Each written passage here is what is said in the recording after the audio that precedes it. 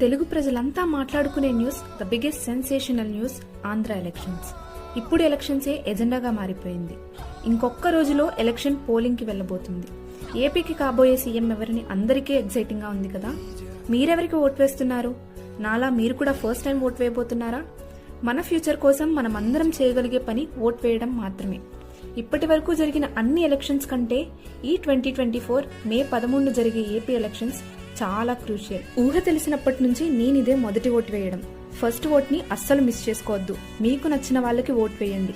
ఎవరికి వేసినా పక్క వాళ్ళకి మాత్రం అస్సలు చెప్పద్దు. ముఖ్యంగా డోంట్ ఓట్ ఫర్ నోటా. నోటాకి వేసే బదులు at least choose the best in the worst.